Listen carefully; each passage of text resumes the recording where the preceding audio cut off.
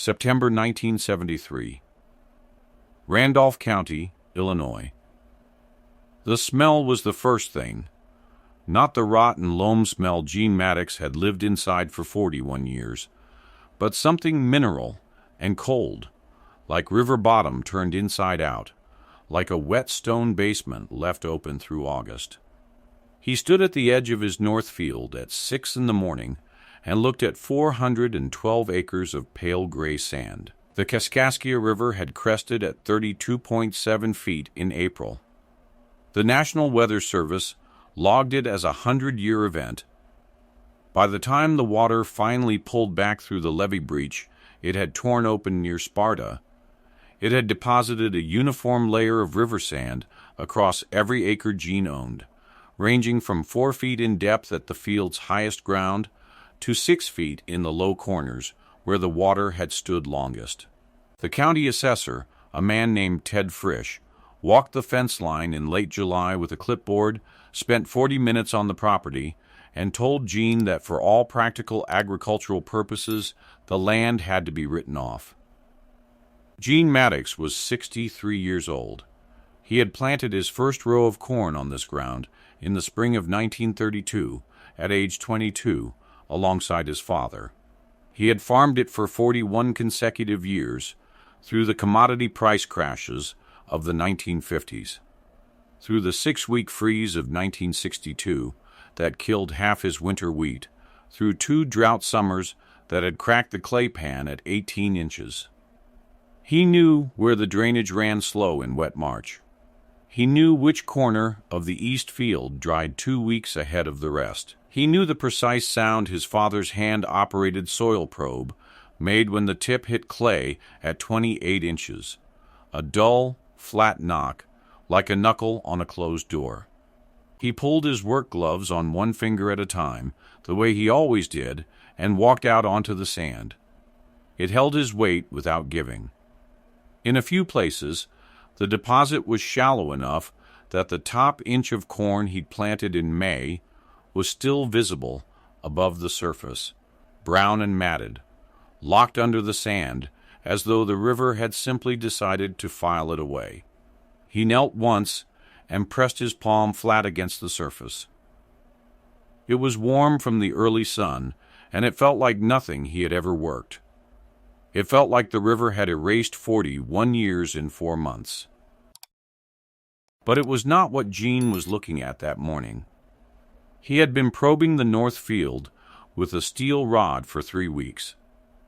He had been driving out here at 6 o'clock 6 mornings in a row. He had not told anyone what he'd found at 4 feet and 8 inches below the sand surface in the northwest quadrant, or what he believed it was. And the question that had been running in him since the night he'd pulled it up was not whether the land was ruined.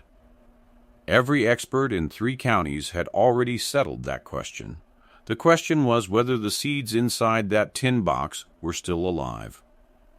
Dr. Raymond Stoll arrived in Randolph County on the 2nd Tuesday of October 1973 as part of a University of Illinois Extension Service survey of flood-damaged agricultural land along the Kaskaskia corridor.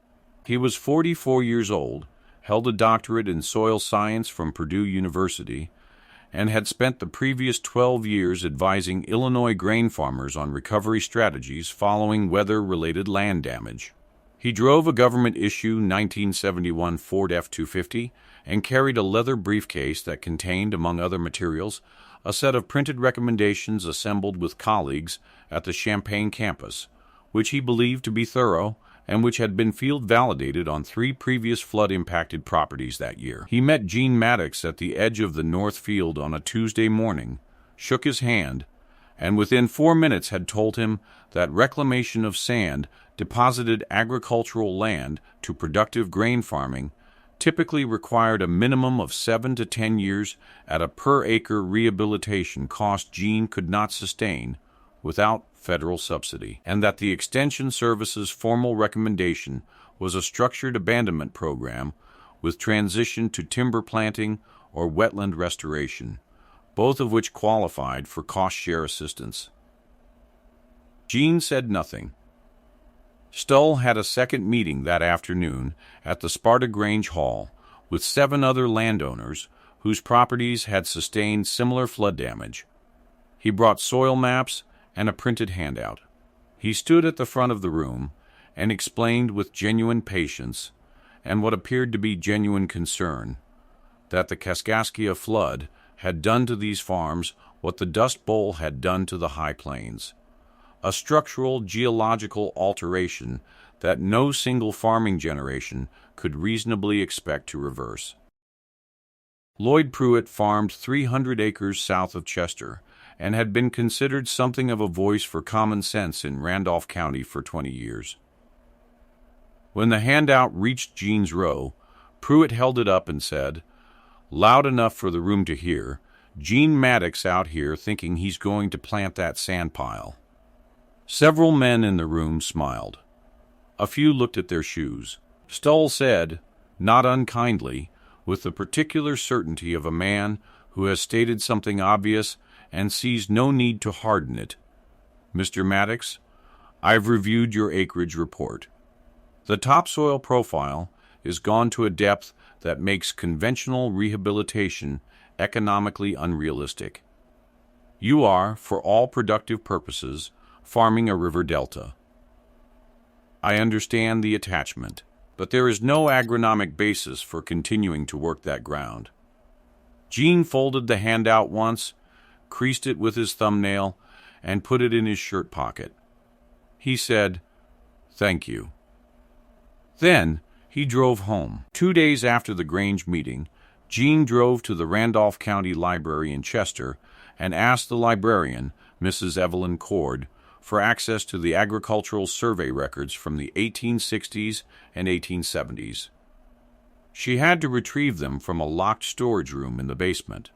They were bound in cracked leather and smelled of old paper and something faintly like linseed oil.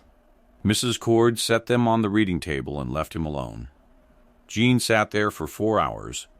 He made notes in a small spiral notebook with a mechanical pencil. When he was done, he returned the records to Mrs. Cord, thanked her, and drove back to the farm.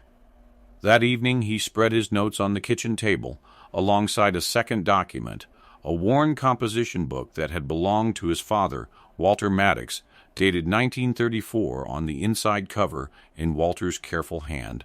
Gene had read this book so many times over the decades that the spine was soft and the pages separated at their fold lines. He turned to the passage near the back, the page where his father had written down, in April 1934, what old Heinrich Bauer had told him. Heinrich Bauer had been 81 years old when Walter Maddox drove out to his farmstead near Prairie du Rocher. Bauer had farmed along the Kaskaskia his entire life, as had his father before him.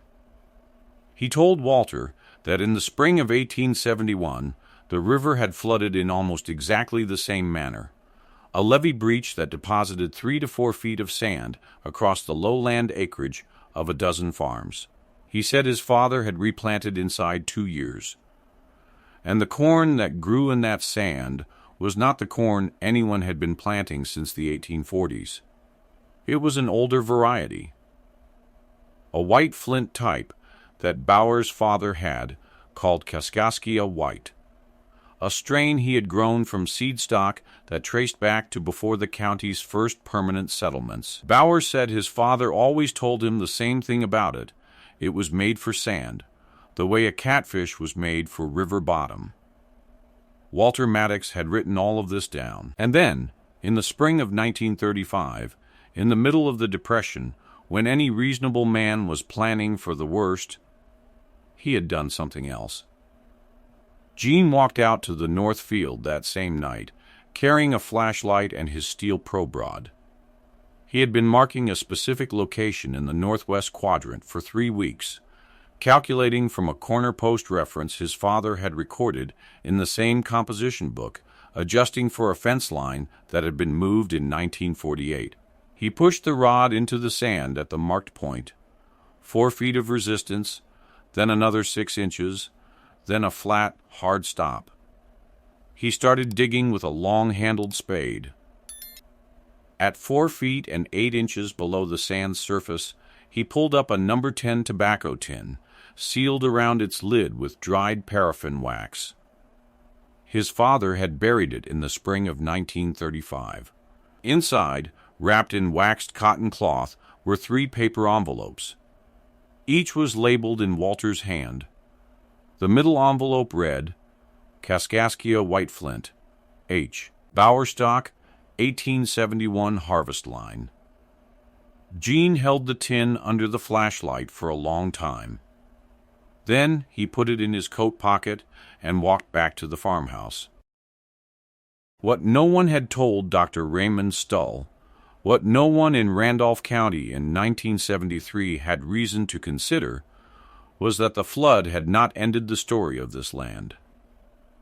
It had uncovered a chapter of it that had been buried for 38 years, waiting for precisely this kind of problem.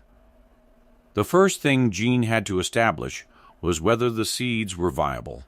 He understood that 38 years in a sealed tin below 5 feet of soil was not certain death for stored seed, but it was not a favorable condition either. In November 1973, he selected 12 kernels from the middle envelope and placed them on damp cloth inside a mason jar, set the jar on the windowsill above the kitchen sink, where the temperature held between 60 and 65 degrees Fahrenheit, and checked them every morning. On the 9th day, 3 of the 12 seeds put out a radical. He moved those 3 germinated seeds into small pots of river sand he had dried and sieved in the barn, set them beneath a single fluorescent shop light on a chain, the same light he'd used for 30 years to start his tomato seedlings, and watered them with 2 ounces of well water every other day. He made notes in his spiral notebook each morning. Emergence rate, height, color, stalk diameter. By the 3rd week of November, all 3 seedlings stood 2 inches tall. They were compact and dark green, noticeably more upright than the hybrid corn Gene worked with every season, and their leaf edges carried a slight waxiness that caught the shop light at low angles. He pressed a leaf gently between his thumb and forefinger. It had more tensile structure than modern hybrid tissue, like comparing canvas to dress cotton. He wrote that observation down in a single sentence and did not return to it. He did not tell anyone what he was looking at. His neighbor, Harold Beck, came over in early December to help work on the 1947 Minneapolis Moline Ertu tractor in Gene's equipment shed. The narrow front row crop unit Gene had purchased in 1959 from a farm sale in Monroe County for $340. At a time when nobody ran a straight-frame Ertu anymore, and the men at the sale had thought he was either stubborn or confused, Gene had kept it running for 14 years through systematic parts sourcing and maintenance. He fired it up on the first Sunday of every month, whether he needed it or not.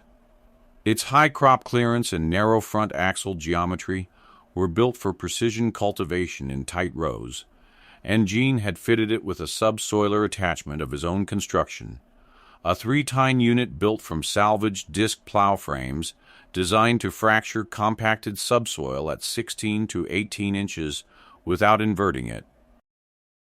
Harold Beck was 71 years old and had farmed the ground adjacent to Gene's since 1948. He had never offered an unsolicited opinion about Gene's farming decisions, and he didn't start that day. He stood in the equipment shed and watched Gene adjust the fuel mixture screw on the Ertu's carburetor. Gene said, "I'm going to need to subsoil the north field in spring." Harold looked at the Ertu. He looked at the subsoiler. He said, "How deep?" 16 inches, maybe 18 on the low spots. Harold nodded. He picked up a crescent wrench from the bench and handed it to Gene without being asked. They worked on the tractor for another 2 hours in silence. In February 1974, Lloyd Pruitt told 2 men at the counter of Chester Feed and Supply that he'd driven past Gene Maddox's north field that morning, and Gene had survey stakes in the ground. Pruitt said he didn't know whether to feel sorry for the man or arrange for someone to evaluate him. The two men laughed. Ruth Keller, who had worked the counter since 1961, kept writing in her order book and said nothing. Gene had driven past the feed store that same afternoon on his way back from the county library, where he'd spent 2 hours with a microfilmed copy of an 1878 Illinois Agricultural Survey report. The report contained a 4-paragraph entry on Kaskaskia Valley Flint corn varieties, including a specific protocol for planting in alluvial sand deposits. The protocol was direct: plant at 1-inch depth, no deeper, rows spaced 24 inches, do not plow. The seed required contact with the mineral surface, not burial. The root system of the variety, the report stated, needed to establish lateral spread before vertical depth, which meant loose sand was not an obstacle. It was the condition the plant was designed for. He drove past the feed store without stopping. In March 1974, Gene ran the Urtu across the north field at 1100 RPM, pulling the 3-tine subsoiler at a depth of 16 inches. The tines fractured the sand column without turning it, creating vertical channels every 18 inches down each pass. In the low corners, he deepened to 18 inches. He ran the machine from 7 in the morning until 3 in the afternoon, 6 days, until all 12 acres of the highest ground portion of the north field had been fractured. He checked his depth every pass with a folding ruler and marked any deviation in his notebook. The fractured channels would give the Kaskaskia White's root system a path to follow in its early weeks. The root mass, as described in both the 1878 survey and Heinrich Bauer's testimony recorded in Walter's composition book, established itself laterally before it drove down, which meant it needed loose, open structure in the first 16 inches, not compacted sand or turned clay. He planted in the last week of April, when the sand surface temperature held at 60 degrees 3 mornings in a row. He planted by hand, using a corn dibble his father had shaped from hickory and a forge-hardened steel tip sometime in the 1930s. A pointed plunger that set a 1-inch hole without disturbing the surrounding surface. 1 hole every 12 inches down a row. 1 kernel per hole. He covered each with his thumb, pressing gently. He worked from 6 in the morning to 2 in the afternoon, 7 consecutive days. When the 12 acres were done, he drove back to the farmhouse, ate lunch, and sat on the porch for an hour, which was the closest thing Gene Maddox had to celebration. Lloyd Pruitt drove past on the 3rd day of planting. He slowed his truck, watched Gene for a moment through the passenger window, and drove on without stopping. By the last week of May, the first emergence came up in single file along the dibbled rows, compact, dark green, standing upright from the first day, as though the sand were not unusual ground, but exactly the right ground. They did not wilt during the dry stretch in the 2nd week of June. They did not lean. Gene walked the rows every morning with his notebook and wrote down emergence count, height, stalk diameter, and color. He did not write down what he thought it looked like. Then, in the 2nd week of June 1974, the problem arrived. 3 days of dry southwest wind built a surface crust across the sand. On the 4th morning, Gene walked the field and found that the crust had formed across 53% of the planted area. Below the surface, visible as faint green smears when he knelt and looked at a low angle across the crust, the seedlings were pushing upward and failing to break through. He calculated 4 days, possibly 5, before the seedlings beneath the crust died from the combination of heat and mechanical resistance. He drove back to the equipment shed and spent 2 hours fabricating a drag frame from quarter-inch steel rod, a 6-foot wide section that would trail behind the ertu and shatter the surface crust without touching the seedlings below. He worked with the arc welder and a cold chisel. He tested it twice on a scrap patch of sand behind the shed before he drove it to the field. He made drag passes at 3 miles per hour through the rest of that day's light. He made more passes the following morning. Within 48 hours of the drag operation, emergence in the formerly crusted sections climbed from 11% to 79%. Gene wrote the figure in his notebook. He double underlined it. Then, he walked to the next row and continued his morning count. By the first week of September 1974, Gene Maddox had standing corn on 12 acres of the north field. It bore no resemblance to anything else growing in Randolph County that year. The stalks stood roughly 8 feet tall, slightly shorter than current hybrid varieties, and carried multiple ears per stalk. In the better established rows, he counted 3 ears on a single plant, which the 1878 survey had described as typical of the variety under favorable conditions, but which Gene had not expected to see in sand. The ears were tight-husked and heavy. When he pulled the first one in late August to check kernel set, the kernels were white and nearly translucent at the tip, dense and hard-squared in the way of flint corn, the kind you could press a thumbnail against firmly and not leave a mark. He harvested with the ertu and a single row picker he had adapted from a 1951 Massey Harris unit. He ran it himself, with Harold Beck following on foot behind, checking ears as they came off the picker and loading them by hand into a wooden-sided grain wagon. They did not talk during the harvest except when mechanics required it. When it was done, Gene drove the wagon to the Chester grain elevator. Dale Sutter, who had taken over from his father 2 years prior, ran the load across the scale. The yield from 12 acres of flood deposited sand, 109 bushels per acre. In 1974, the average corn yield for Randolph County was 91 bushels per acre on fully cultivated prime ground. Sutter looked at the weigh ticket twice. He said, "Gene, these numbers are right." He said it as a statement, but there was something inside it that was still a question.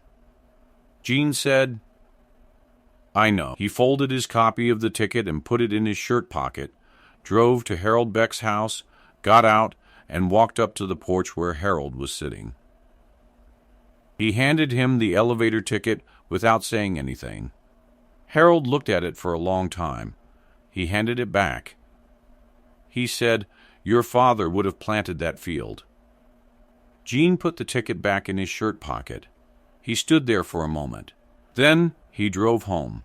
Word traveled the way it travels in small counties, not in newspapers, not in announcements, but through the fact that Dale Sutter mentioned the number to his wife at dinner, and his wife was second cousin to Lloyd Pruitt's nearest neighbor, and by the second Saturday of September, Lloyd Pruitt had heard a figure he didn't accept. Pruitt drove out to Gene's farm on a Thursday afternoon without calling ahead. He parked at the end of the lane and walked to where Gene was returning the subsoiler to the equipment shed.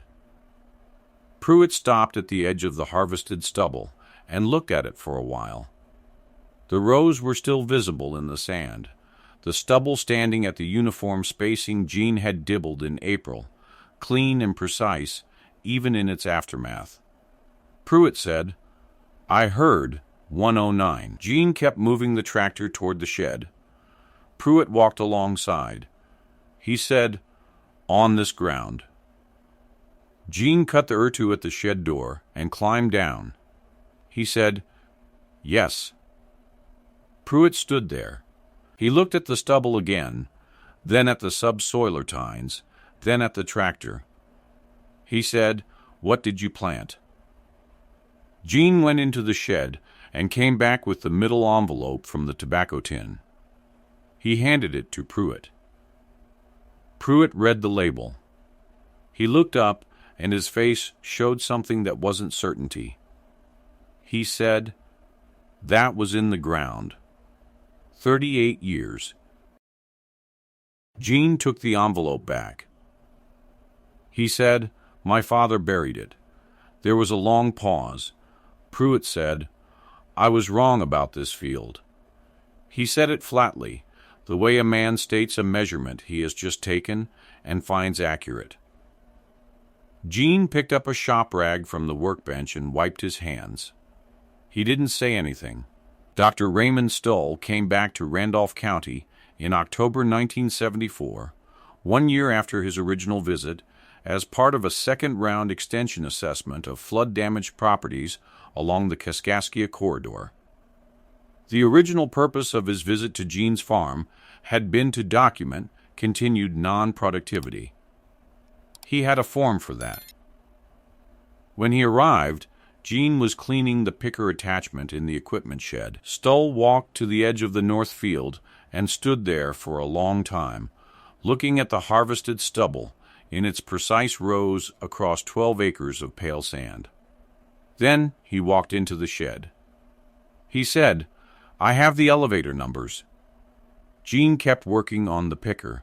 Stoll said, "Walk me through what you did." Gene set down the wire brush he'd been using and walked Stoll to the field. He explained the subsoiling operation, the R2, the 3-tine configuration, the 16-inch depth, the channel spacing. He explained the planting protocol from the 1878 survey: 1-inch depth, no deeper, 24-inch row spacing, no plow pass. He explained the seed source, the tobacco tin, his father's composition book, Heinrich Bauer, the 1871 flood. He explained the crust problem in June and the drag solution. He explained all of it in sequence, without commentary. Stoll took notes. He examined the subsoiler tines. He examined the R2's front axle. He asked 4 specific technical questions, each of which Gene answered in a single sentence. Then Stoll said, "I should not have told you to write this ground off." Gene looked at him. He said, "You were working with what you knew."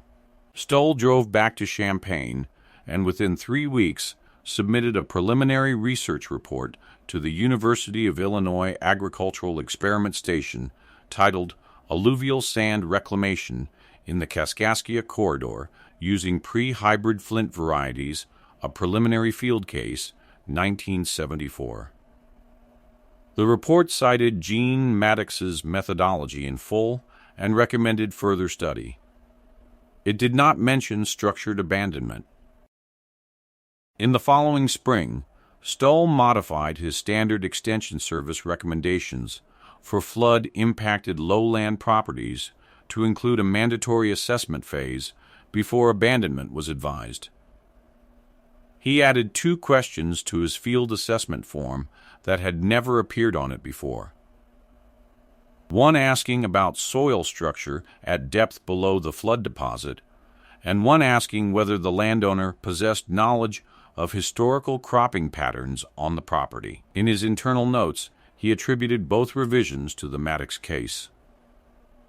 3 months after the harvest, a seed geneticist from the University of Illinois named Dr. Patricia Ware drove down to Randolph County and spent 2 days on Gene's farm examining the seed sample he'd retained from the 1974 harvest.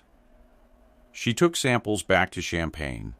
She returned in February 1975 with a preliminary characterization that Kaskaskia White Flint was genetically distinct from every registered corn variety in the USDA catalog, showed a specific drought tolerance mechanism not documented in any post-1920 commercial hybrid, and demonstrated exceptional seed viability under long-term storage conditions. She wanted to publish. She wanted Gene's name on the paper. He declined. He said the seed was not his to take credit for. She asked whose it was then. He said, "Heinrich Bauer's grandfather's, my grandfather's, my father's. It's not mine." She published without his name acknowledging only a private landowner in Randolph County, Illinois. She sent Gene a copy of the journal issue. He put it in the same drawer as the elevator ticket and went to work. He planted the Kaskaskia White on 20 acres in the spring of 1975, 40 acres in 1976. By 1977, he was farming 82 acres of the ground Ted Frisch had classified as written off 4 years earlier. Gene Maddox's granddaughter Cora was 9 years old in 1977. She spent her summers on the farm, eating breakfast at 5:30 in the morning because that was when Gene ate breakfast, sleeping in the upstairs room that had been Gene's mother's room, trailing behind him through the equipment shed, and the field rose with the particular attentiveness of a child who understands, without being told, that the person she is following knows something worth knowing. In the fall of 1981, when Cora was 13, Gene walked her through the north field the morning after harvest and showed her the subsoiling operation. The Urtu ran that day, and she rode on the fender behind the seat the way she always did, and Gene talked her through each step of the process, while the machine turned down the rows, the depth setting, the tine spacing, the reason for the monthly startup rotation even when the tractor sat unused, the importance of checking the magneto timing every spring before the season began. Cora said, "Why don't you use the 440/40? The John Deere 4440 sat in the adjacent bay of the shed, cabin closed, with a radio, newer by 22 years. Gene said, "The front end is too wide. You'd push the sand sideways instead of threading the tines through it. The channel geometry would collapse." Cora said, "But you could probably find something else that works." Gene reached down and checked the tension on the subsoiler drawbar without stopping the tractor. He said, "The thing that works is worth keeping running." After the last pass, he walked her back to the shed and showed her how to fire up the Urtu on the first Sunday of the month rotation, choke in first, half throttle, wait for the manifold to warm before easing it open, never force it. He showed her how to check the magneto timing and where the secondary fuel filter sat, and how to bleed it if the engine stumbled on cold starts. Then he opened the shallow drawer in the workbench and showed her the tobacco tin.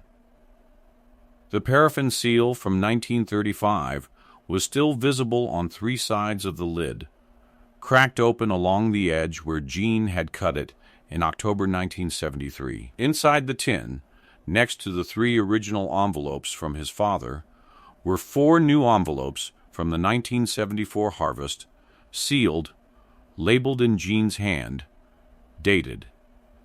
He said, "If something happens to the growing crop, you open these." Cora said, "How old will they be and still good?" Gene said, "Keep them sealed and below 60 degrees, and they'll outlast anything you'll need them for." She said, "How do you know?" He picked up the tin and held it in both hands and said, "Because my father knew." He put it back in the drawer and closed it. By the time Gene died in 1989, at 79 years old, he had restored 364 acres of the 412-acre North Field.